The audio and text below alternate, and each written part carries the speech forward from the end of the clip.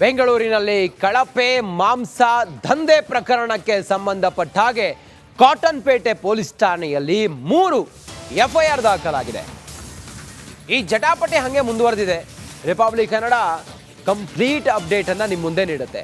ಪೊಲೀಸರಿಂದ ಪ್ರತ್ಯೇಕವಾಗಿ 3 ಎಫ್ಐಆರ್ ದಾಖಲಾಗಿದೆ ಕಾಟನ್ಪೇಟೆ ಪೊಲೀಸ್ ಠಾಣೆಯಲ್ಲಿ. ಎಫ್ಐಆರ್ ನಂಬರ್ 1, ಕಳಪೆ ತಿನ್ನಲು ಯೋಗ್ಯವಲ್ಲದ ಮಾಂಸವನ್ನ ಮಾರಾಟ ಮಾಡಿದ್ದಾರೆ ಮತ್ತೆ ಸಾಗಾಟ ಮಾಡಿದ್ದಾರೆ ಅನ್ನೋದು ಎಫ್ಐಆರ್ ನಂಬರ್ 1. ಎಫ್ಐಆರ್ ನಂಬರ್ 2, ಒಂದೇ ಜಾಗದಲ್ಲಿ ಹಲವರಿಂದ ಗಲಾಟೆ ಮಾಡಿದ್ದಾರೆ ಅನ್ನುವ ಆರೋಪ. ಎಫ್ಐಆರ್ ನಂಬರ್ 3, ಪುನೀತ್ ಕೆರೆಹಳ್ಳಿ ಹಾಗೂ ಸಹಚರರ ವಿರುದ್ಧ ದಾಖಲಾದಂಥ ಪ್ರಕರಣ. ಅದು ದುಡ್ಡಿಗೆ ಡಿಮಾಂಡ್ ಮಾಡಿದ್ದಾರೆ, ಹಣಕ್ಕೆ ಡಿಮಾಂಡ್ ಮಾಡಿದ್ದಾರೆ, ರೋಲ್ ಕಾಲ್ಗೆ ಪ್ರಯತ್ನ ಪಟ್ಟಿದ್ದಾರೆ ಅನ್ನೋ ಆರೋಪ. ಇದೆಲ್ಲ ಸಂಬಂಧ 3 ಪ್ರತ್ಯೇಕ ಎಫ್ಐಆರ್ ದಾಖಲಾಗಿದೆ ಕಾಟನ್ಪೇಟೆ ಪೊಲೀಸ್ ಠಾಣೆಯಲ್ಲಿ. ಕಾಟನ್ಪೇಟೆ ಪೊಲೀಸ್ ಠಾಣೆಯಲ್ಲಿ ದಾಖಲಾದ ಎಫ್ಐಆರ್ ನಂಬರ್ 1, ಕಳಪೆ ಮತ್ತು ತಿನ್ನಲು ಯೋಗ್ಯವಲ್ಲದ ಮಾಂಸ ಸಾಗಾಟ, ಒಂದೇ ಜಾಗದಲ್ಲಿ ಹಲವರಿಂದ ಗಲಾಟೆ ಆರೋಪ ಎಫ್ಐಆರ್ ನಂಬರ್ 2 ಮತ್ತು 3, ಪುನೀತ್ ಕೆರೆಹಳ್ಳಿ ಹಾಗೂ ಸಹಚರರ ವಿರುದ್ಧ ಕೇಸ್ ರೋಲ್ ಕಾಲ್ ಮಾಡಿದ್ದಾರೆ ಅನ್ನೋದು. ಇನ್ನಷ್ಟು ಮಾಹಿತಿಯೊಂದಿಗೆ ನಮ್ಮ ಪ್ರತಿನಿಧಿ ನಾಗರಾಜ್ ನೇರ ಸಂಪರ್ಕದಲ್ಲಿ ಜಾಯ್ನ್ ಆಗಿದ್ದಾರೆ. ನಾಗರಾಜ್, ಸದ್ಯಕ್ಕೆ ಕಳಪೆ ಮಾಂಸ ದಂಧೆ ಪ್ರಕರಣದಲ್ಲಿ ಸದ್ಯದ ಅಪ್ಡೇಟ್ ಏನು ನಾಗರಾಜ್?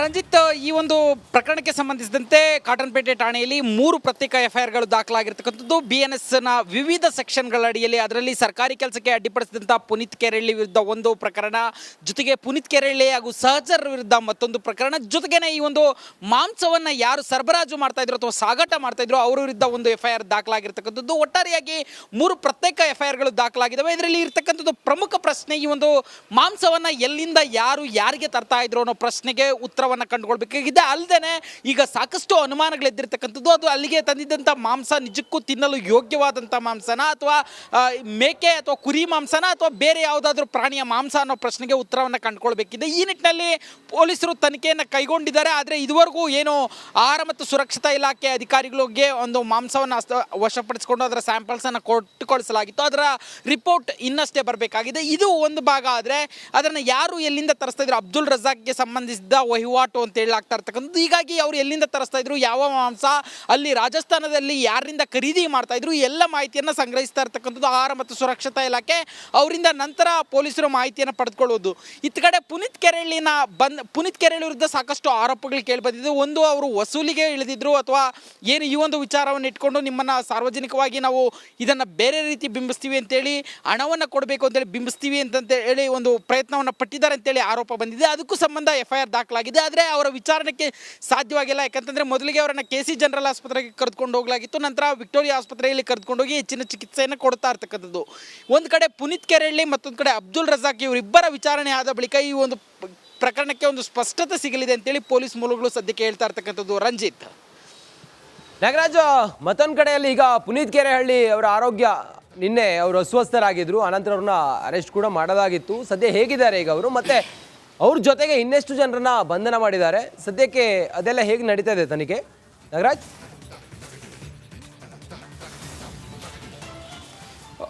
ರಂಜಿತ್, ಸದ್ಯಕ್ಕೆ ಈ ಒಂದು ಪ್ರಕರಣದಲ್ಲಿ ಲಭ್ಯ ಆಗಿರೋ ಮಾಹಿತಿ ಪ್ರಕಾರ ಪುನೀತ್ ಕೆರೆಹಳ್ಳಿ ಮತ್ತು ಸಹಚರರು ಅಲ್ಲಿ ಏನು ಒಂದು ಮೆಜೆಸ್ಟಿಕ್ ರೈಲ್ವೆ ನಿಲ್ದಾಣದ ಬಳಿ ಸಾಕಷ್ಟು ಜನ ಆತನ ಸಹಚರರು ಸೇರಿದ್ರು, ಒಂದು 10ಕ್ಕೂ ಹೆಚ್ಚು ಜನ.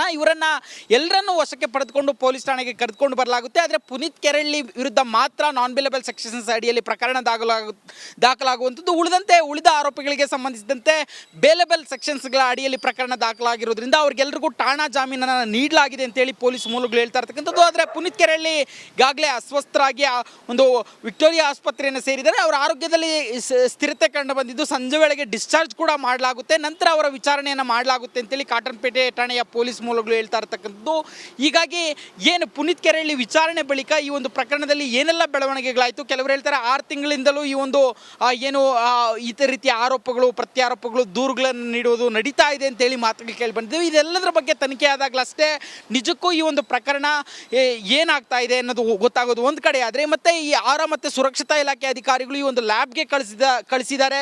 ಸುಮಾರು ವರ್ಷಗಳಿಂದ ಇಲ್ಲಿಗೆ ಈ ಮಾಂಸ ಬರ್ತಾ ಇದ್ದು, ಈ ಒಂದು ಮಾಂಸದ ಕ್ವಾಲಿಟಿ ಏನಿದೆ, ಇದರಿಂದ ಯಾರ್ಯಾರಿಗೆ ರಫ್ತಾಗ್ತಾ ಇತ್ತು, ಯಾವ್ಯಾವ ಹೋಟ್ಲ್ಗಳಿಗೆ ಹೋಗ್ತಾ ಇತ್ತು, ಈ ಎಲ್ಲದರ ಮಾಹಿತಿಯನ್ನು ಸಂಗ್ರಹಿಸಬೇಕಾಗಿರ್ತಕ್ಕಂಥದ್ದು. ರಂಜಿತ್, ಓಕೆ, ನೋಡಿ, ರಾಜಧಾನಿಯಲ್ಲಿ ಕಳಪೆ ಮಾಂಸ ದಂಧೆ ಪ್ರಕರಣಕ್ಕೆ ಸಂಬಂಧಪಟ್ಟ ಹಾಗೆ ಈ ಮಾಂಸವನ್ನ ಸರಬರಾಜು ಮಾಡ್ತಾ ಇದ್ದದ್ದು ಜೈಪುರದಿಂದ ಬರ್ತಾ ಇದ್ದದ್ದು, ರಾಜಸ್ಥಾನ ಜೈಪುರದಿಂದ ಬರ್ತಾ ಇತ್ತು. ಅದಾದ ನಂತರ ಬೆಂಗಳೂರು ತಲುಪ್ತಾ ಇತ್ತು. ಬೆಂಗಳೂರಿನಿಂದ ಆನಂತರ ಸರ್ಕ್ಯುಲೇಷನ್ ಆಗ್ತಾ ಇತ್ತಲ್ಲ, ಅದು ರಜಾಕ್ ಅವರು ಅದರ ಪಾತ್ರ ಇದೆ, ಅದರಲ್ಲಿ ಅವರೇ ಅದನ್ನ ಮಾನಿಟರ್ ಮಾಡ್ತಾ ಇದ್ರು ಅನ್ನೋದೆಲ್ಲ ಗಂಭೀರ ಆರೋಪ ಅವ್ರ ಮೇಲೆ ಏನಿತ್ತು.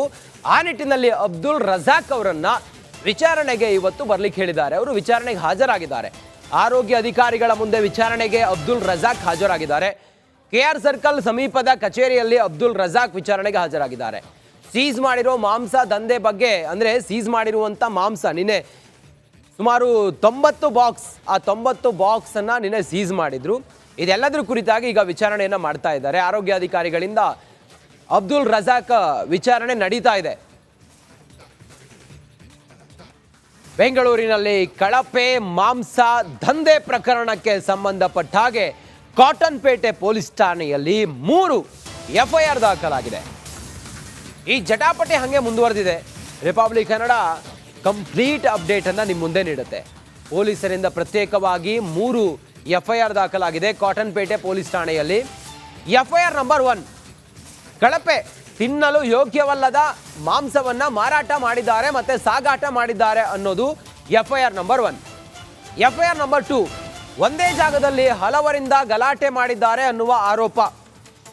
FIR ನಂಬರ್ 3, ಪುನೀತ್ ಕೆರೆಹಳ್ಳಿ ಹಾಗೂ ಸಹಚರರ ವಿರುದ್ಧ ದಾಖಲಾದಂಥ ಪ್ರಕರಣ, ಅದು ದುಡ್ಡಿಗೆ ಡಿಮಾಂಡ್ ಮಾಡಿದ್ದಾರೆ, ಹಣಕ್ಕೆ ಡಿಮಾಂಡ್ ಮಾಡಿದ್ದಾರೆ, ರೋಲ್ ಕಾಲ್ಗೆ ಪ್ರಯತ್ನ ಪಟ್ಟಿದ್ದಾರೆ ಅನ್ನೋ ಆರೋಪ.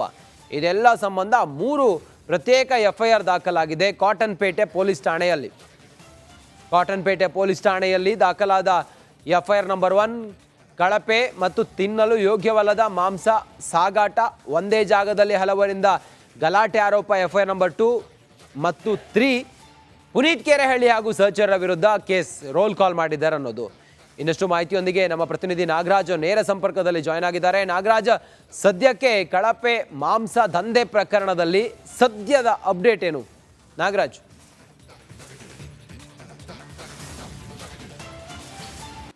ರಂಜಿತ್, ಈ ಒಂದು ಪ್ರಕರಣಕ್ಕೆ ಸಂಬಂಧಿಸಿದಂತೆ ಕಾಟನ್ಪೇಟೆ ಠಾಣೆಯಲ್ಲಿ 3 ಪ್ರತ್ಯೇಕ FIRಗಳು ದಾಖಲಾಗಿರ್ತಕ್ಕಂಥದ್ದು. BNSನ ವಿವಿಧ ಸೆಕ್ಷನ್ಗಳ ಅಡಿಯಲ್ಲಿ, ಅದರಲ್ಲಿ ಸರ್ಕಾರಿ ಕೆಲಸಕ್ಕೆ ಅಡ್ಡಿಪಡಿಸಿದಂಥ ಪುನೀತ್ ಕೆರೆಹಳ್ಳಿ ವಿರುದ್ಧ ಒಂದು ಪ್ರಕರಣ, ಜೊತೆಗೆ ಪುನೀತ್ ಕೆರೆಹಳ್ಳಿ ಹಾಗೂ ಸಹಚರರ ವಿರುದ್ಧ ಮತ್ತೊಂದು ಪ್ರಕರಣ, ಜೊತೆಗೇನೆ ಈ ಒಂದು ಮಾಂಸವನ್ನು ಯಾರು ಸರಬರಾಜು ಮಾಡ್ತಾ ಇದ್ರು ಅಥವಾ ಸಾಗಾಟ ಮಾಡ್ತಾ ಇದ್ರು ಅವರ ವಿರುದ್ಧ ಒಂದು FIR ದಾಖಲಾಗಿರ್ತಕ್ಕಂಥದ್ದು. ಒಟ್ಟಾರೆಯಾಗಿ 3 ಪ್ರತ್ಯೇಕ FIRಗಳು ದಾಖಲಾಗಿದ್ದಾವೆ. ಇದರಲ್ಲಿ ಇರ್ತಕ್ಕಂಥದ್ದು ಪ್ರಮುಖ ಪ್ರಶ್ನೆ, ಈ ಒಂದು ಮಾಂಸವನ್ನು ಎಲ್ಲಿಂದ ಯಾರು ಯಾರಿಗೆ ತರ್ತಾ ಇದ್ರು ಅನ್ನೋ ಪ್ರಶ್ನೆಗೆ ಉತ್ತರವನ್ನು ಕಂಡುಕೊಳ್ಬೇಕಾಗಿದೆ. ಅಲ್ಲದೆ ಈಗ ಸಾಕಷ್ಟು ಅನುಮಾನಗಳೆದ್ದಿರ್ತಕ್ಕಂಥದ್ದು, ಅದು ಅಲ್ಲಿಗೆ ತಂದಿದ್ದಂಥ ಮಾಂಸ ನಿಜಕ್ಕೂ ತಿನ್ನಲು ಯೋಗ್ಯವಾದಂಥ ಮಾಂಸನ ಅಥವಾ ಮೇಕೆ ಅಥವಾ ಕುರಿ ಮಾಂಸನ ಅಥವಾ ಬೇರೆ ಯಾವುದಾದ್ರೂ ಪ್ರಾಣಿಯ ಮಾಂಸ ಅನ್ನೋ ಪ್ರಶ್ನೆಗೆ ಉತ್ತರವನ್ನು ಕಂಡುಕೊಳ್ಬೇಕಿದೆ. ಈ ನಿಟ್ಟಿನಲ್ಲಿ ಪೊಲೀಸರು ತನಿಖೆಯನ್ನು ಕೈಗೊಂಡಿದ್ದಾರೆ. ಆದರೆ ಇದುವರೆಗೂ ಏನು ಆಹಾರ ಮತ್ತು ಸುರಕ್ಷತಾ ಇಲಾಖೆ ಅಧಿಕಾರಿಗಳಿಗೆ ಒಂದು ಮಾಂಸವನ್ನು ವಶಪಡಿಸಿಕೊಂಡು ಅದರ ಸ್ಯಾಂಪಲ್ಸನ್ನು ಕೊಟ್ಟು ಕಳಿಸಲಾಗಿತ್ತು. ಅದರ ರಿಪೋರ್ಟ್ ಇನ್ನಷ್ಟೇ ಬರಬೇಕಾಗಿದೆ. ಇದು ಒಂದು ಭಾಗ. ಆದರೆ ಅದನ್ನು ಯಾರು ಎಲ್ಲಿಂದ ತರಿಸ್ತಾ ಇದ್ರು, ಅಬ್ದುಲ್ ರಜಾಕ್ಗೆ ಸಂಬಂಧಿಸಿದ ವಹಿವಾಟು ಅಂತ ಹೇಳಲಾಗ್ತಾ ಇರ್ತಕ್ಕಂಥದ್ದು. ಹೀಗಾಗಿ ಅವರು ಎಲ್ಲಿಂದ ತರಿಸ್ತಾ ಇದ್ರು, ಯಾವ ಮಾಂಸ,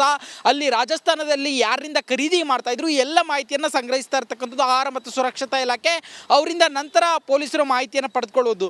ಇತ್ತ ಕಡೆ ಪುನೀತ್ ಕೆರೆಹಳ್ಳಿ ವಿರುದ್ಧ ಸಾಕಷ್ಟು ಆರೋಪಗಳು ಕೇಳಿಬಂದಿದ್ದು. ಒಂದು, ಅವರು ವಸೂಲಿಗೆ ಇಳಿದಿದ್ರು ಅಥವಾ ಏನು ಈ ಒಂದು ವಿಚಾರವನ್ನು ಇಟ್ಕೊಂಡು ನಿಮ್ಮನ್ನು ಸಾರ್ವಜನಿಕವಾಗಿ ನಾವು ಇದನ್ನು ಬೇರೆ ರೀತಿ ಬಿಂಬಿಸ್ತೀವಿ ಅಂತೇಳಿ, ಹಣವನ್ನು ಕೊಡಬೇಕು ಅಂತೇಳಿ ಬಿಂಬಿಸ್ತೀವಿ ಅಂತ ಹೇಳಿ ಒಂದು ಪ್ರಯತ್ನವನ್ನು ಪಟ್ಟಿದ್ದಾರೆ ಅಂತೇಳಿ ಆರೋಪ ಬಂದಿದೆ. ಅದಕ್ಕೂ ಸಂಬಂಧ FIR ದಾಖಲಾಗಿದೆ. ಆದರೆ ಅವರ ವಿಚಾರಣೆಗೆ ಸಾಧ್ಯವಾಗಿಲ್ಲ. ಯಾಕಂತಂದರೆ ಮೊದಲಿಗೆ ಅವರನ್ನು KC ಜನರಲ್ ಆಸ್ಪತ್ರೆಗೆ ಕರೆದುಕೊಂಡು ಹೋಗಲಾಗಿತ್ತು. ನಂತರ ವಿಕ್ಟೋರಿಯಾ ಆಸ್ಪತ್ರೆಯಲ್ಲಿ ಕರೆದುಕೊಂಡೋಗಿ ಹೆಚ್ಚಿನ ಚಿಕಿತ್ಸೆಯನ್ನು ಕೊಡ್ತಾ ಇರ್ತಕ್ಕಂಥದ್ದು.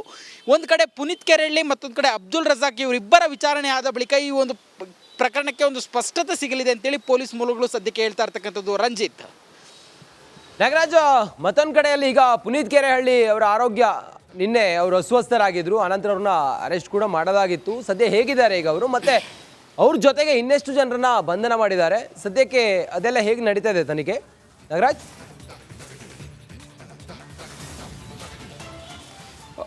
ರಂಜಿತ್, ಸದ್ಯಕ್ಕೆ ಈ ಒಂದು ಪ್ರಕರಣದಲ್ಲಿ ಲಭ್ಯ ಆಗಿರೋ ಮಾಹಿತಿ ಪ್ರಕಾರ ಪುನೀತ್ ಕೆರಳಿ ಮತ್ತೆ ಸಹಚರರು ಅಲ್ಲಿ ಏನು ಒಂದು ಮೆಜೆಸ್ಟಿಕ್ ರೈಲ್ವೆ ನಿಲ್ದಾಣದ ಬಳಿ ಸಾಕಷ್ಟು ಜನ ಆತನ ಸಹಚರರು ಸೇರಿದ್ರು, ಒಂದು 10ಕ್ಕೂ ಹೆಚ್ಚು ಜನ. ಇವರನ್ನ ಎಲ್ಲರನ್ನೂ ವಶಕ್ಕೆ ಪಡೆದುಕೊಂಡು ಪೊಲೀಸ್ ಠಾಣೆಗೆ ಕರೆದುಕೊಂಡು ಬರಲಾಗುತ್ತೆ. ಆದರೆ ಪುನೀತ್ ಕೆರಳಿ ವಿರುದ್ಧ ಮಾತ್ರ ನಾನ್ ಬೇಲೆಬಲ್ ಸೆಕ್ಷನ್ಸ್ ಅಡಿಯಲ್ಲಿ ಪ್ರಕರಣ ದಾಖಲಾಗುವಂಥದ್ದು.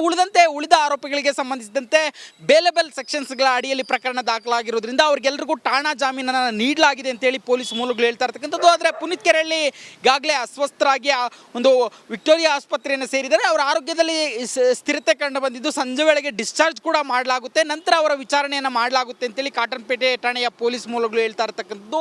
ಹೀಗಾಗಿ ಏನು ಪುನೀತ್ ಕೆರಳಿ ವಿಚಾರಣೆ ಬಳಿಕ ಈ ಒಂದು ಪ್ರಕರಣದಲ್ಲಿ ಏನೆಲ್ಲ ಬೆಳವಣಿಗೆಗಳಾಯಿತು, ಕೆಲವರು ಹೇಳ್ತಾರೆ 6 ತಿಂಗಳಿಂದಲೂ ಈ ಒಂದು ಏನು ಇತರ ರೀತಿಯ ಆರೋಪಗಳು ಪ್ರತ್ಯಾರೋಪಗಳು ದೂರುಗಳನ್ನು ನೀಡುವುದು ನಡೀತಾ ಇದೆ ಅಂತೇಳಿ ಮಾತುಗಳು ಕೇಳಿ ಬಂದಿದ್ದವು. ಇದೆಲ್ಲದರ ಬಗ್ಗೆ ತನಿಖೆ ಆದಾಗಲಷ್ಟೇ ನಿಜಕ್ಕೂ ಈ ಒಂದು ಪ್ರಕರಣ ಏನಾಗ್ತಾ ಇದೆ ಅನ್ನೋದು ಗೊತ್ತಾಗೋದು ಒಂದು ಕಡೆ. ಆದರೆ ಮತ್ತೆ ಈ ಆಹಾರ ಮತ್ತು ಸುರಕ್ಷತಾ ಇಲಾಖೆ ಅಧಿಕಾರಿಗಳು ಈ ಒಂದು ಲ್ಯಾಬ್ಗೆ ಕಳಿಸಿದ್ದಾರೆ.